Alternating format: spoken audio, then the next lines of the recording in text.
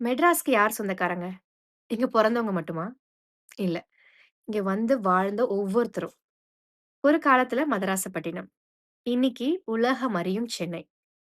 இப்படி கடல் வழி வணிகத்தால் வளர்ந்த ஒரு நகரம். துறைமுகம், வணிகம், கைத்தொழில், துணிகள்ல இருந்து கலைப்பொருட்கள் வர. மெட்ராஸ் பல நூற்றாண்டுகளாக ஒரு வர்த்தக நகரம். ஆனா மெட்ராஸ உருவாக்கியது வணிகம் மட்டும் கிடையாது. தமிழ்நாட்டுல பல ஊர்கள்ல இருந்து, கிராமங்கள்ல இருந்து இங்க வேலைக்கு வந்த ஒவ்வொரு மக்களுடைய உழைப்பும் தான். வேலை தேடி வந்தவங்க, கல்விக்காக வந்தவங்க, தன்னுடைய வாழ்க்கைய தேடி வந்தவங்க, இப்படி தன்ன தேடி வந்த எல்லாரையும் தன்னுடைய மக்களாக மாற்றியது மெட்ராஸ். இங்க தமிழ் இலக்கியம் இருக்கு, இசை இருக்கு, நாடகம், சினிமா, பரதநாட்டியம், கோவில் மரபுகள், திருவிழாக்கள் இப்படி தமிழ்நாட்டின் நவீன வாழ்க்கையோட இணைத்தது தான் மெட்ராஸ். அதனால தான் மெட்ராஸ் ஒரு சிட்டி மட்டும் இல்ல, தமிழ்நாட்டுல பல ஊர்கள ஒரே நகரத்துல இணைத்த ஒரு வாழ்க்கை. பெயர் சென்னை, நினைவுல மெட்ராஸ். இதயத்துல எப்போதும் நம்ம ஊரு.